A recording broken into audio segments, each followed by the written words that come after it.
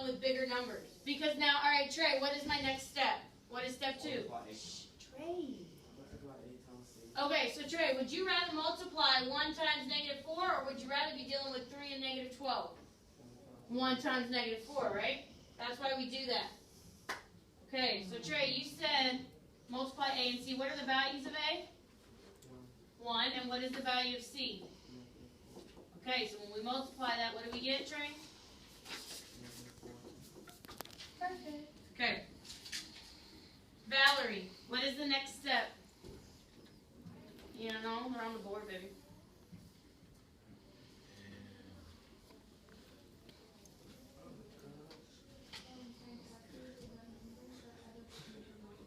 Okay, so what are the factors of 4, Valerie? 2 and 2, right? And then what are the other ones? 1 and 4. Okay. So because it's a negative number, right? One of these has to be negative. Which means, can we not also have negative 4 and 1 too? Yes. Okay. So now we need to add these up. 0, 3, negative 3. We want the factors that add up to our B value, which is what, Valerie? So what factors do we want? Out of our 3 options, which one do we want? Well, this is a negative 3, baby. That's a positive 3. So which one do we want? Negative 1 and 4. Good. Good. Ooh, Alvin, what's our next step? Go.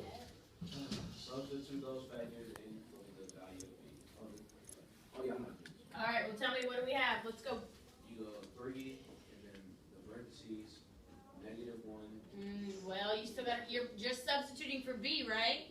Oh, yeah. Yes, so our A and C have to stay. X squared, negative minus 1. No, it's plus. No, it's minus. Okay. Anybody? Oh, Trey, nobody's talking to you. Sarah, say it a little louder. 1x. Okay? Alvin, okay, hang on 1 second, guys. Alvin, shh. Stop. Alvin just made a common mistake that a lot of you make. When you're substituting these factors in for B, you actually still need to have the x, okay? So when you put in that negative 1, you really need negative 1x, Alvin. So finish it off. We're going to put it's going to be 4x too? Absolutely. It is going to be 4x, okay? Remember, factoring is the opposite of distributing, okay? And when we're substituting those values back in, we're actually like doing the backwards for uncombining like terms, right? That's what we're doing there. When we have, let's look at this. When we had, let's say we had 5 and 2, right? 5x minus 2x. What do we get when we combine those like terms? 3x. 3x, right? Well, all we're doing is we're going backwards. Okay, we're taking that 3x and we said, hey, we're going to split it up into 2. And that's 5x and negative 2x. That's all we're doing. Does that make sense? Yes. When we substitute it in? Okay. Yes? Or you, yes. Yes, again. Okay. So let's say we had an equation, right, Alvin? Just this. And we said we want to combine like terms, right? Well, when we combine 5x and negative 2x, we get 3x. Are you good with that? Okay. That's combining like terms, right? Well, we want to go the other way now. We have our one term, and we want to say, what ways can we split it up? And we said, well, we can split it up with 5x and negative 2x. It's reversing, and that's essentially what we did here, right? We had a total of 3x, and instead of 5x and 2x, we said, what about negative 1 and 4? When we combine those, we'll get 3x, so we're just splitting it out. Okay? Does that make sense to everybody? A little bit more? No. Okay. Gite, what is our next step?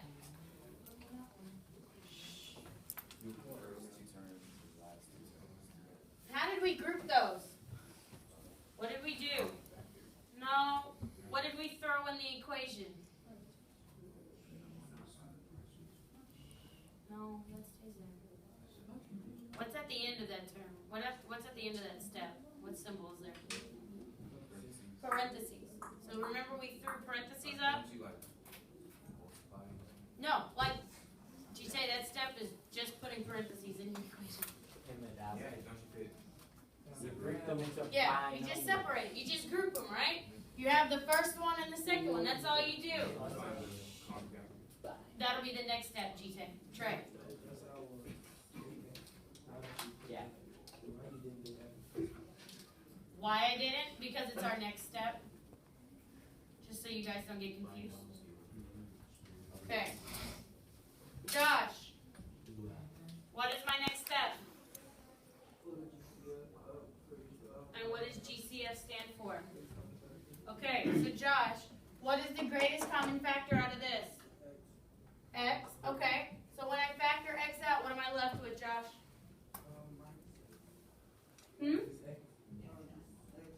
Just X? Well, X for this one, what about this? Alright, let's go back. I know, we're using our brain a lot today. Remember, guys, remember our exponent rules. Josh, sit up. When we divided, we actually subtracted our exponents, right? What is 2 minus 1? 1. Okay? So Josh, here we go. When we have x to the first divided by x to the first, what is 1 minus 1? 0. And what is anything to the 0 power? 1. Okay? So, we're going to have minus 1. I know, we're pulling a lot of stuff back. Y'all thought y'all could forget it all, didn't you? Couldn't you? Yeah. Okay. Chris. Hi. Well, we're not there yet. We're not there yet. You thought we were there. It's all right. That's Trey. Trey. Chris, what is the great? We need to pull out the greatest common factor out of both parentheses. Okay. So what can I pull out? What is the same in both of these? A 4. So Chris, when I pull out a 4, what am I left with? X. And then what about for this? Minus 4. Well, what's negative 4, Chris, divided by 4? Negative 1, right? Negative 2 now. Good. Okay. All right. Stop. Yes. Matthew. It's minus 1 because negative x divided by x is negative 1. Remember?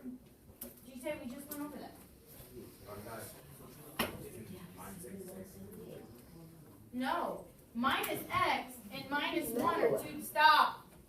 are two different things. Minus x could be whatever value I put of x. That's some unknown number. Minus 1 is actually minus 1. That's a value. This is a variable. They're totally different. Okay?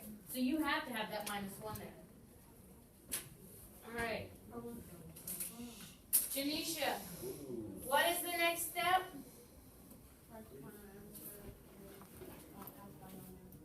As a binomial, right? So can you tell me what my final answer is, please? X plus 4 parentheses, and then parentheses x minus 1. Good. Now, Janisha, what do we not need to forget? That what did we factor out? That needs to come down, right? If you factor something out at the very first step, it needs to be in your final answer. Yes, Trey. Does it matter? Trey, does it matter if you do 3 times 2 or 2 times 3? No. Does not matter. Okay. Let's work on the next one. Well, it was just 3 times 2, 2 times 3. It's just for Trey. Alvin. Trey, you want to go to that? You want to go back to this? Then stop now. Who's talking over here? Are you singing or talking? Stop. Matthew, what was your question? Okay. Zoe, let's look at number 2. Okay, we're going to do the whole process over again. Yeah. Zoe, what is step number 1? Okay, so what is our greatest common factor in number 1?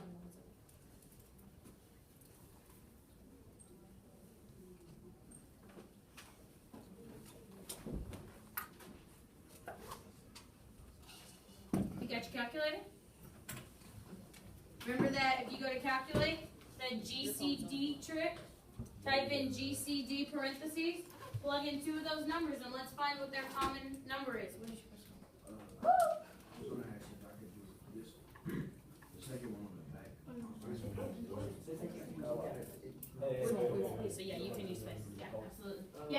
if you need more space, you can use up 2 blocks on your blue paper. That's fine. Let's go. We're just gonna have one more day of warm-ups on the blue paper, so you're good to go. So what did we get? You just type it in GCD, the letters. Okay, and then 5, 20. What do we get?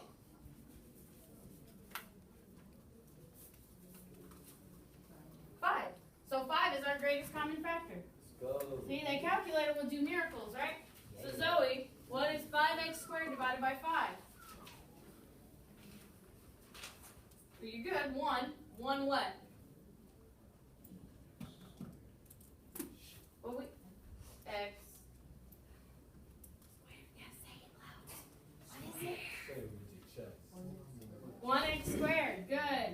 Keep going. Shh. Negative 20x divided by 5. Say it, don't spray. Matthew. Enough.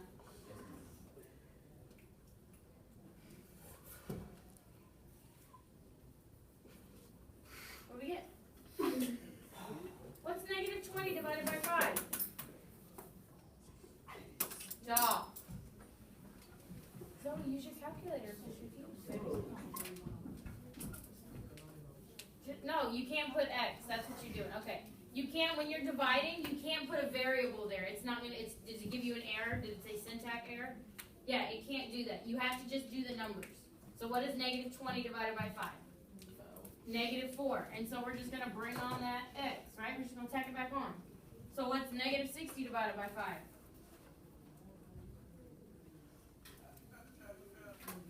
Negative 12. Let's go. See, that calculator will do a lot of the work for you, okay? Adriana, what is our next step, baby? Your next step is gonna be to, wait, substitute. Oh, whoa. Yeah. You were right the first time. Come back up. Multiply 8 times. Okay, so Adriana, what is my A value? Okay, and no, once you factor out that greatest common factor, you're looking at this trinomial right there, okay? Okay, so what is x? Wait, 1, sorry. What did we say about A, B, and C? Do they ever have variables? Yes, sir. Okay, now.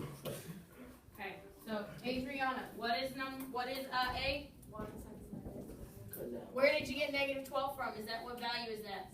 Good. Zoom. Enough.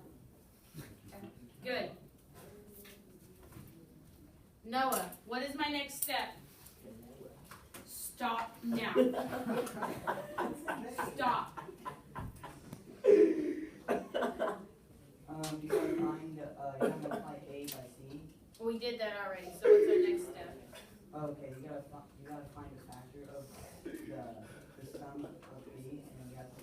Okay, so what are our factors?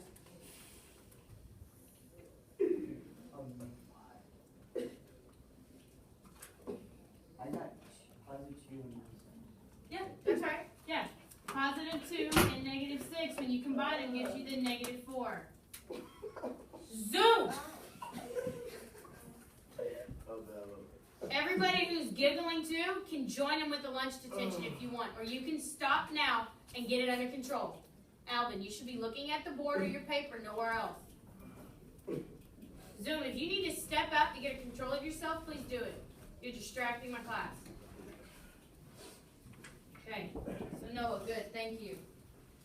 Cameron, what is our next step? Now that we found our factors, what is our next step? You gotta find equals that's what we did. Group the first 2 terms. You skipped one. You went to 3 to 5. Oh, substitute those factors. Okay, can you substitute? Tell me what is my new trinomial? Well, it's not a trinomial anymore, it's a polynomial. So you got x squared, right? Yeah. Keep going.